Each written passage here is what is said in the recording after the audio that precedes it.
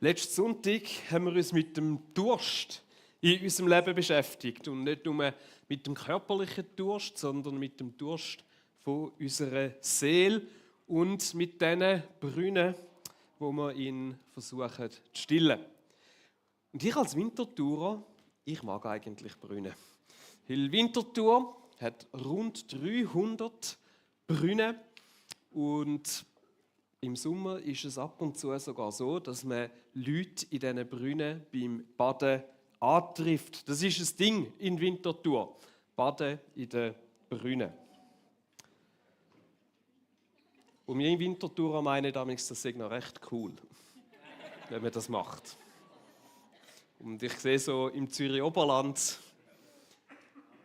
merkt man dann eben relativ schnell, ihr habt 2 Seen, da kannst du mit den Brunnen irgendwo abfahren. Das ist, ihr habt the real thing, eben nicht einfach nur so ein Brunnen. Und das war ein bisschen der Punkt, wo der Simon mega gut aufgezeigt hat, dass wir suchen nach dem, was mehr ist als einfach nur so ein lausiger Brunnen oder ein rissiger Brunnen, wo vielleicht kurz das Bedürfnis oder den Durst unserer Seele stillt.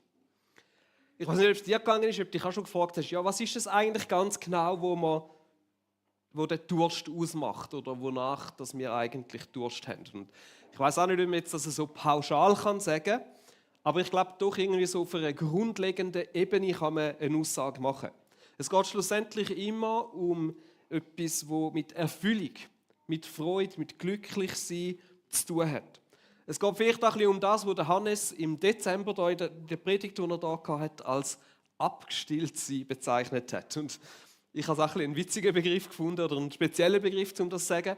Und doch trifft er das einigermaßen. Im Psalm 131 wird das vom Psalmist irgendwie so schön beschrieben, was es heißt, den Durst gestillt haben. Ich bin zur Ruhe gekommen. Mein Herz ist zufrieden und still. Wie ein kleines Kind in den Armen seiner Mutter, so ruhig und geborgen bin ich bei dir. Das beschreibt es so gut. Und es gibt in der Bibel ein Wort, Shalom, wo das vielleicht gerade ganz gut auf den Punkt bringt, was es eigentlich bedeutet, wonach sich unsere Seele dürstet, nach dem Shalom. Das ist mehr als einfach ein Grußwort. Es beschreibt den umfassenden Zustand vom Glück, vom Erfülltsein, vom Zufriedensein, also auch vom Frieden haben, von der Ruhe, vom Es ist genug. Oder wie es Gott bei der Schöpfung gesagt hat, es ist gut. Spürst du den Durst in deiner Seele? Das ist die Frage, die uns Simon gestellt hat und eben auch mit dem verbunden, hey, womit versuchst du ihn zu stillen? Oder kann es sein, dass du eher versuchst, dich von dem Durst abzulenken? Und ich habe eine gute Frage gefunden. Weil gerade auch das mit dem Ablenken, das Leben bietet uns so viele Möglichkeiten, um uns zu beschäftigen, dass wir den Durst manchmal gar nicht mehr so richtig wahrnehmen in unserem Inneren. Man kann sich ja auch mit Gutem beschäftigen. Und man könnte dann fast denken, ja, so schlimm ist es dann vielleicht ja auch gar nicht, wenn man sich einfach ablenkt, dass man es nicht so spürt oder so beschäftigt ist, solange es ja etwas Gutes ist. Und doch, vielleicht hast du auch schon gemerkt, oder hast du auch schon so Situationen gehabt, wo du zu spät gemerkt hast, dass du eigentlich Hunger hast und Durst hast und die Leute drumherum sagen irgendwann so, du kannst sein, dass du ein bisschen hangry bist. Die Leute rundherum merken es vielleicht, bevor man selber es merkt. Und zusätzlich, das mit dem Ablenken ist nicht so eine gute Strategie, weil die Konsequenz daraus eigentlich ist, dass du dich eben immer musst ablenken musst. Weil sobald es irgendwann ruhig werden und keine Ablenkung da ist, dann kommt eben der Durst. Und dann kommt er umso deutlicher spürbar und so richtig unangenehm. Ich kenne die Gefahr mit dem Ablenken und ist etwas, wo ich mir auch bewusst in meinem Leben immer wieder muss so ein Gegensteuer geben. Und dann haben wir es auch von der Gefahr von so rissigen Brunnen, die den Durst eben nur kurz stillen, aber eigentlich nicht ganz das sind, wo wir suchen. Und das hat mich mega erinnert an Kleinkinder.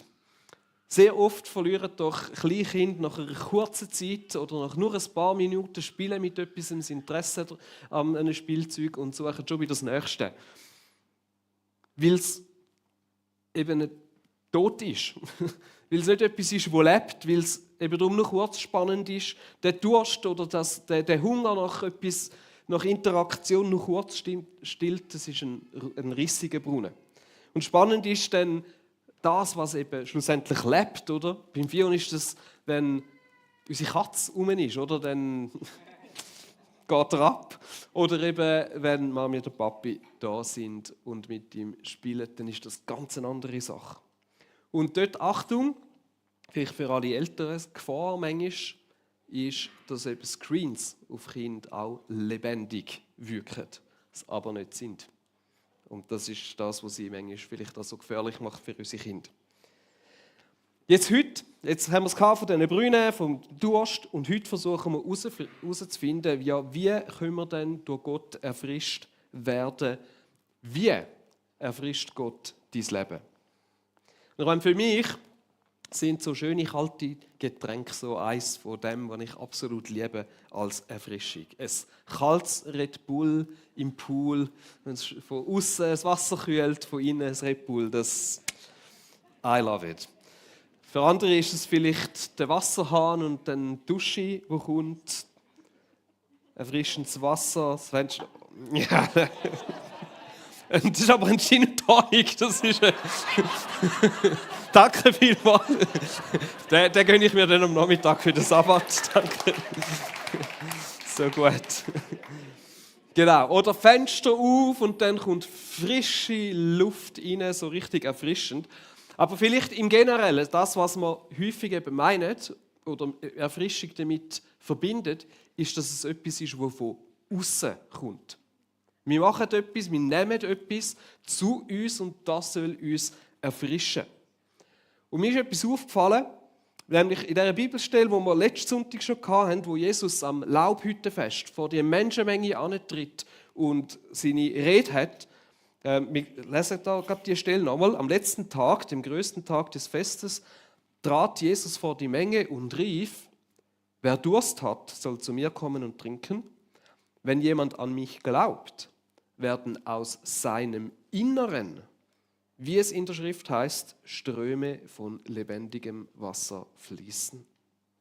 Und das ist nicht die einzige Stelle. Es gibt ja auch noch die Stelle, wo Jesus mit der Samariterin am Brunnen ihr begegnet ist. Und dort sagt er etwas ganz Ähnliches.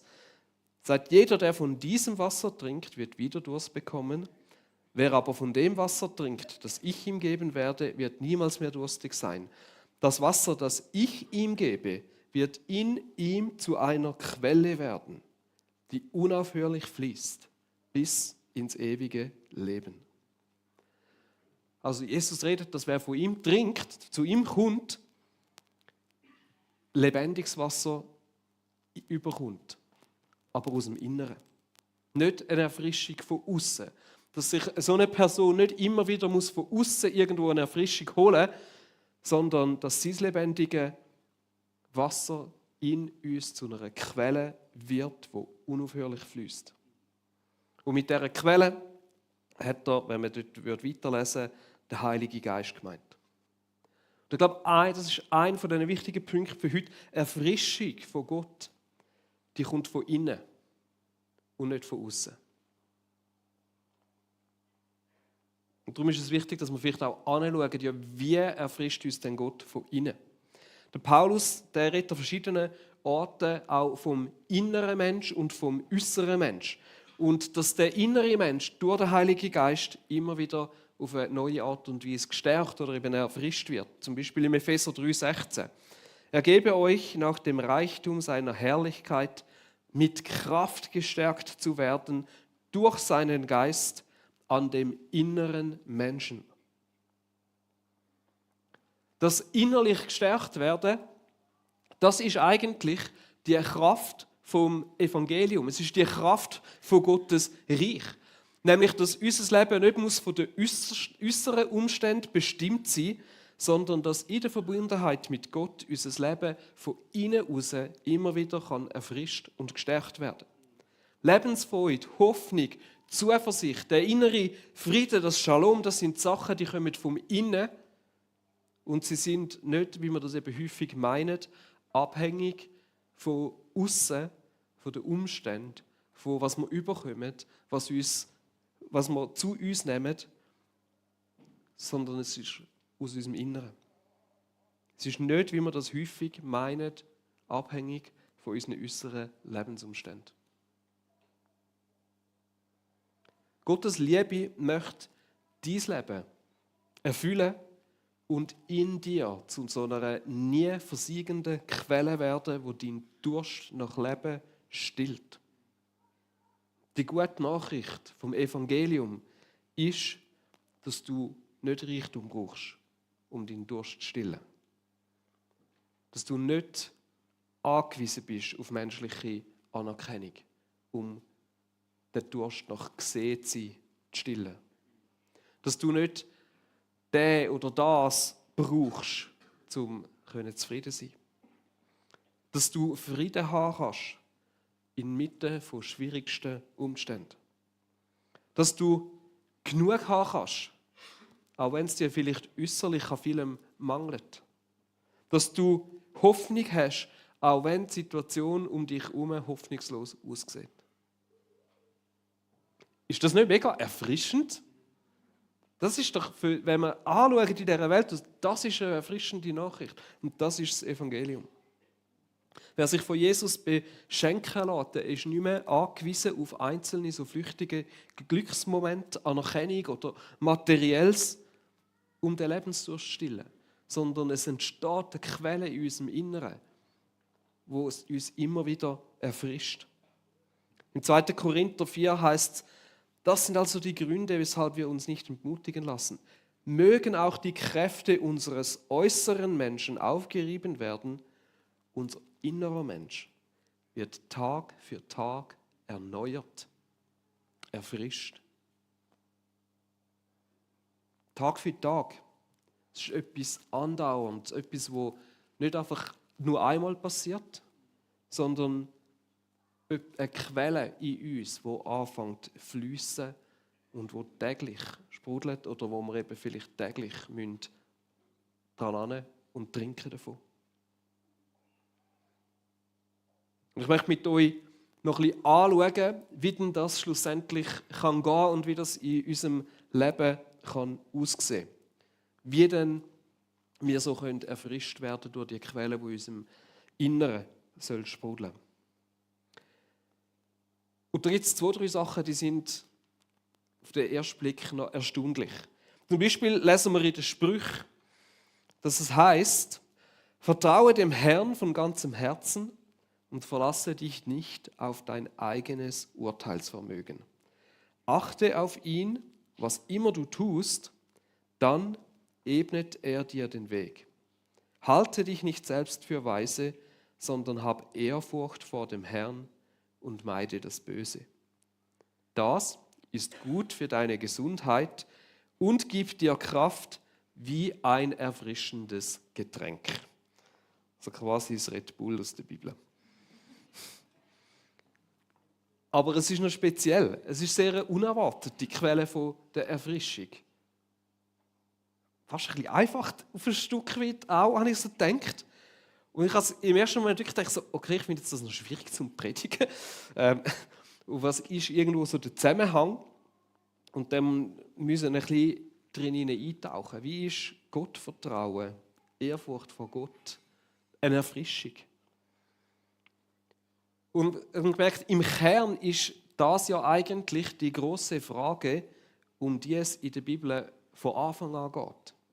Die Frage, inwiefern wir Menschen bereit sind, wirklich auf Gott zu vertrauen und auf das, was er sagt, und wie fest, dass wir lieber nach dem handeln, was wir als gut befinden, als richtig, und doch irgendwo noch ein bisschen mehr darauf vertrauen, dass unsere Entscheidung jetzt vielleicht in dem Moment wichtiger oder richtiger ist.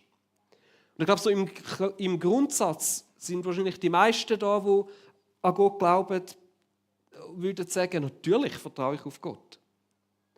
Und doch ist unsere Menschheitsgeschichte davon geprägt, dass man es dann eben, wenn es darauf ankommt, oder in vielen Situationen doch nicht ganz tun. Eben vielleicht nur dort, wo es uns logisch erscheint. Und dort, wo es irgendwo nicht mehr ganz mit unserer Logik übereinstimmt, dort tun wir dann doch gern noch selber wissen, was jetzt vielleicht dran ist. Und ich glaube, im Kern steckt dahinter die so unscheinbare und doch alles entscheidende Frage: Glaube ich, dass es Gott wirklich, wirklich gut mit mir meint? Glaube ich, dass mein Durst wirklich gestillt ist, wenn ich alles auf ihn setze? Wenn ich ihm ganz vertraue?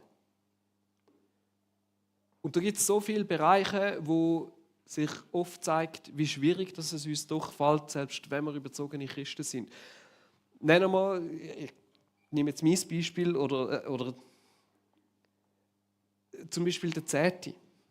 Wie schnell kommt da der Gedanke auf, ja, geht das wirklich auf? Lange es, um das wirklich zu geben? Und, man könnte ja auch ein bisschen kürzen, oder wenn es gerade langt, ist gut, und wenn es nicht langt, dann halt nicht. Und so ein bisschen die Gedanken, so schnell kämpfen wir mit so Sachen. Und dahinter ist immer die Frage, schaut Gott wirklich? Komme ich wirklich nicht zu kurz, wenn ich auf ihn schaue? Aber hey, wir glauben an einen Gott, der Menschen liebt. Wir glauben an einen Gott, der dich liebt. Simon, Stefan, Tamara, Corina und wer auch immer. Im Jeremia 29,11 sagt Gott: Denn ich kenne ja die Gedanken, die ich über euch denke, spricht der Herr. Gedanken des Friedens und nicht zum Unheil, um euch Zukunft und Hoffnung zu gewähren. Das ist so eine ermutigende Zusage aus der Bibel. Und doch vielleicht hocken heute auch Leute drin, die es gerade triggern, wenn sie das hören. Weil ihr Vertrauen in Gott durch Enttäuschungen vielleicht irgendwo auch angekratzt ist. Weil vielleicht das Gebet nicht erhört worden ist. Oder weil du Gott anders erlebt hast, als du gemeint hast, dass er ist. Oder geglaubt hast, wie er ist. Und dann ist das manchmal ein bisschen schwierig. Und ich habe mich dann gefragt, ja, was ist es denn, wo wir brauchen, schlussendlich, um Vertrauen zu schaffen in Gott? Dass wir Gott wirklich vertrauen können, wenn es uns im Moment gerade schwerfällt.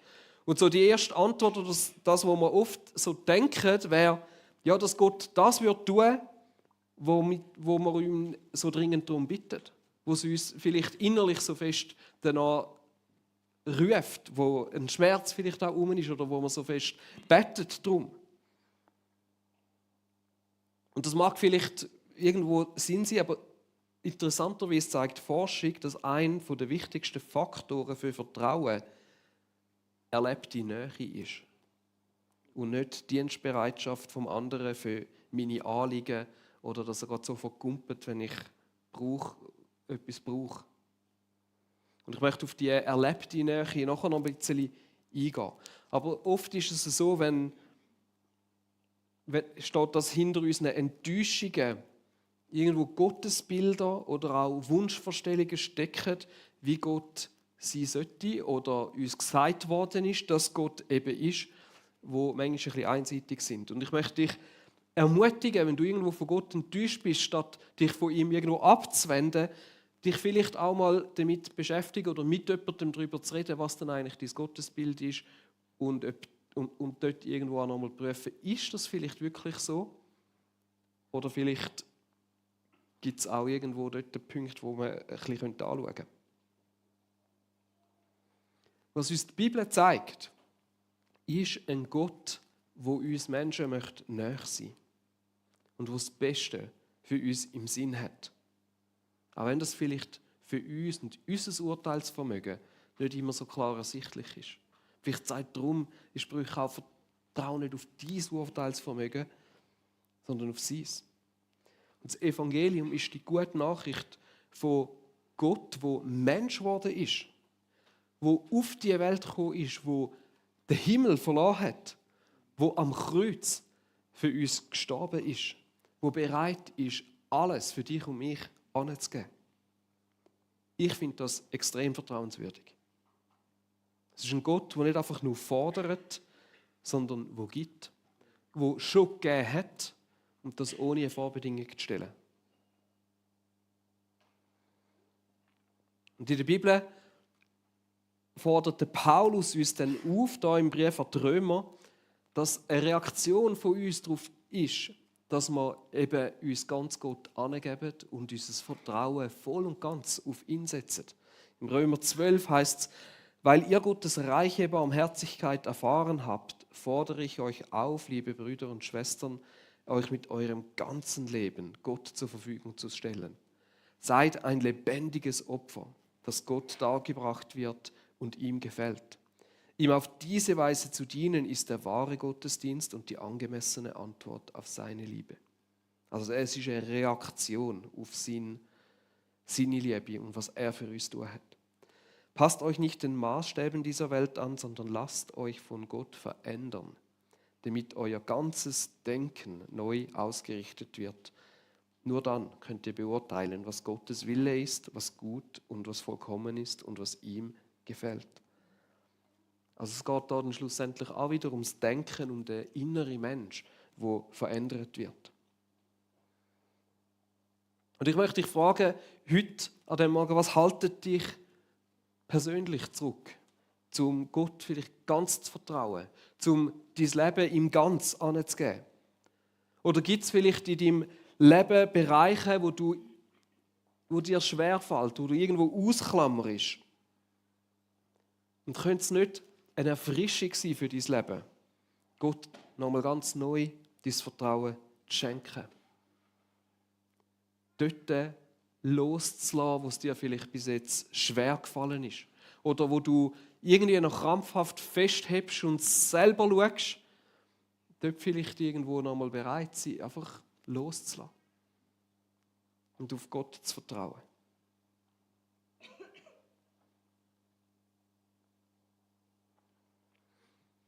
Wenn du merkst, das ist mega schwierig, wir haben es vorher gehört, das Vertrauen braucht Nähe. Und Nähe zu Gott, die braucht Zeit und Ruhe vor Ablenkung. Und das ist das Zweite, was vielleicht für uns heute ist. Oder das Dritte, Gott möchte uns immer wieder zu ihm ziehen, um uns zu erfrischen. Wir lesen das zum Beispiel im Psalm 23. Der Herr ist mein Hirte, mir wird nichts mangeln. Auch wieder, er meint's gut. Er weidet mich auf einer grünen Aue und führt mich zum frischen Wasser. Er erquickt meine Seele. Er führet mich auf rechter Straße um seines Namens willen. Er möchte uns zu sich ziehen, in die Ruhe hinein, dass wir seine Nähe erfahren können, dass wir in seiner Nähe seine Liebe erfahren, dass unser Vertrauen in seine Güte darf wachsen. Und die Psalmen im Generellen, sie sind einer der besten Ausdrücke davon, wie Menschen in dieser Ruhe und Nähe bei Gott erfrischt worden sind. So oft sieht man in den Psalmen, wie sie anfangen mit Klagen, mit Zorn, mit Wut und in dem Sinne, dass die Psalmisten ehrlich sind, vor Gott kommen, in dieser Ruhe sind, verkehrt sich das mit der Zeit und plötzlich ist es am Schluss ein Lobpreis, ist es voll mit Hoffnung und Zuversicht. Sie sind erfrischt worden. Ein schönes Bild, das ich gefunden habe, es ist wie erfrischender Tau. Tau bildet sich, wenn Luft zur Ruhe kommt und die Temperatur sinkt. Es kann sich nicht bilden, wenn es windet oder heiß ist. Und ich glaube, so wird auch unsere Seele dort erfrischt, wo sie ruhig werden kann, wo sie still werden kann und sich so nach der erfrischende Tau von Gott kann auf unsere Seele legen. Aber es braucht Ruhe und Nähe, um diese Nähe zu spüren und die Liebe von Gott in dieser Ruhe und Nähe wahrzunehmen.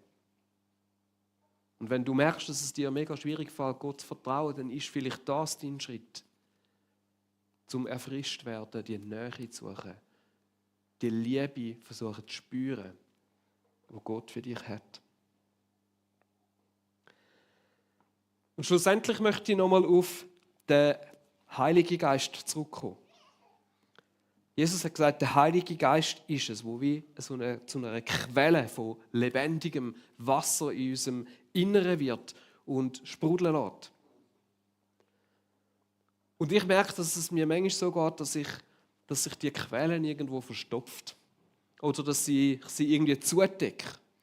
Und man manchmal vielleicht den Heiligen Geist in unserem Leben auch ein bisschen ausschliessen. Und es gibt so die Momente in unserem Leben, wo man manchmal wie einfach auch nochmal eine frische Begegnung mit dem Heiligen Geist brauchen.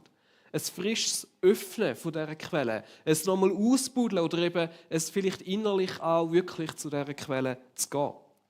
Und es gibt so viele auch ermutigende Geschichten. Und ich bin diese Woche bei einem Buch, wo ich als Audiobook am Hören bin, auf eine Geschichte gestoßen. Das Buch hat gar nicht viel mit dem zu tun. Aber es ist doch wie so ein Beispiel für, was passieren kann, wenn Menschen eine Begegnung haben mit dem Heiligen Geist. Wie sie erfrischt werden. Es geht in dieser Geschichte, es ist die Geschichte von Amanda Berry Smith. Sie ist eine schwarze Frau, die als Sklavin aufgewachsen ist, die schlimme Sachen erlebt hat, die mit 32 bereits 2 Ehemänner verloren hat und 4 von ihren 5 Kindern. Ich meine, wo arm war, unsicher ist, sich am liebsten unsichtbar gemacht hat und allein. Und die Frau hat irgendwann eine Begegnung mit dem Heiligen Geist, wo sie ihre Autobiografie so beschrieben hat. Also aus dem Englischen ins Deutsche übersetzt.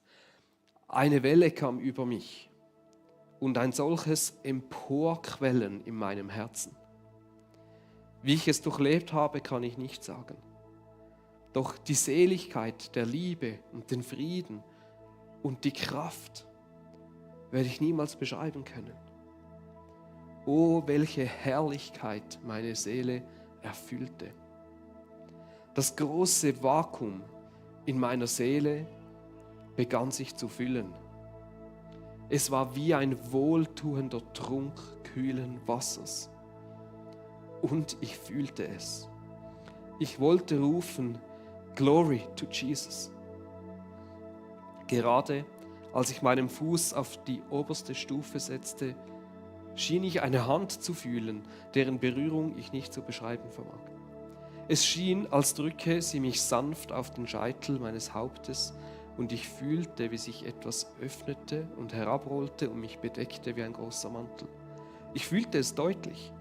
Es geschah in einem Augenblick und oh, welch mächtiger Friede und welche Kraft nahmen Besitz von mir. Nach dieser Erfrischung durch den Heiligen Geist hat die Quelle in ihrem Inneren gesprudelt. Und sie war eine veränderte Person. Sie hat sich angefangen, in ihrer Kirche zu engagieren.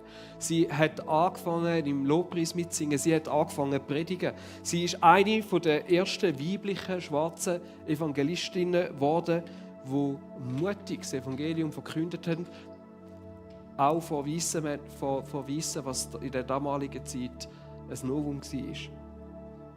Sie ist schlussendlich gereist von Amerika auf England, hat dort ein Jahr lang gedient und evangelisiert auf Afrika und so weiter. Die Begegnung mit dem Heiligen Geist hat die Quelle nochmal zum Sprudeln gebracht. Es ist nicht immer so, dass wir so eine krasse Begegnung haben, die wir so krass nachher beschreiben können. So eine direkt wahrnehmbare Erfrischung. In meinem Leben war es zum Beispiel anders. Der Heilige Geist hat mich von einem verunsicherten jungen Mann, der Schwierigkeiten hatte, auf andere zuzugehen oder von anderen Menschen zu reden, auch verändert in einem Camp zu jemandem, wo nachher kein Problem mehr hatte, auf andere zuzugehen oder vor anderen Menschen zu stehen. Aber es hat nicht so einen Moment gegeben, wo ich sagen konnte, da ist der Heilige Geist so auf mich gekommen oder bin ich ihm begegnet. Ich weiss nur, dass es vor dem Camp gibt und es gibt es nach dem Camp, aber ich kann nicht irgendeinen Moment rauspicken. Aber die Erfrischung ist gekommen in mein Leben. Und mein Leben war anders. Und manchmal ist es so, dass auch wir so eine Erfrischung brauchen in unserem Leben. Eine Begegnung mit dem Heiligen Geist, ob sie jetzt grossartig und spektakulär ist oder ob sie einfach in unserem Inneren etwas macht, wo wir vielleicht gar nicht direkt wahrnehmen. Aber wir können uns ausstrecken nach dem. Und dann möchte ich dir Mut machen, ihn einzuladen. Vielleicht für das zu beten oder zusammen mit jemandem für das zu beten. Ich möchte enden mit ein paar Fragen und Herausforderungen über das, was wir jetzt gehört haben, wo dir helfen kann, so ein erfrischtes Leben zu führen und wo vielleicht so eine Erfrischung kann geben in deinem Leben. Das ist so ein Slide, wo wir ein bisschen stehen lassen können. Ich möchte dich fragen, könnte es eine Erfrischung für dein Leben sein, Gott nochmal ganz neu dein Vertrauen zu schenken? Gibt es Bereiche in deinem Leben, wo dir das vielleicht schwerfällt und wo du ausklammerst, dort mal anzuhören? Oder vielleicht ist es auch die Frage, vertraust du, dass Gott wirklich nur das Beste für dich im Sinn hat? Die Bibel fordert uns auf, dort wo wir merken, dass wir einen Schritt zu gehen haben, dass oder vielleicht ein bisschen vom Richtigen abgewichen sind, das auch zu bekennen. Dort, wo wir Gott etwas vorenthalten haben, das irgendwo auch zu sagen und zu benennen und dann umkehren. Und Gott uns das Vertrauen nochmal neu zu schenken. Und wenn du merkst, dass da so etwas dran ist, wo du vielleicht nochmal vor Gott bringen musst, dann mach es mit jemandem zusammen, wo du kennst. Oder wir haben ein Gebetsteam da, das es liebt, mit dir zusammen zu beten oder wo da ist für dich, wo du kannst vertrauen auch. Und das machen. Das andere, was ich dich fragen möchte, ist, gibt es so einen Moment, wo du Gott ganz persönlich so richtig nachkommst oder wo Gott dir näher kommen? Wo deine Seele auch wirklich ruhig wird? Wo sich so einen erfrischenden Tau auch auf dein Leben, deine Seele kann legen. Wo du seine Liebe kannst spüren.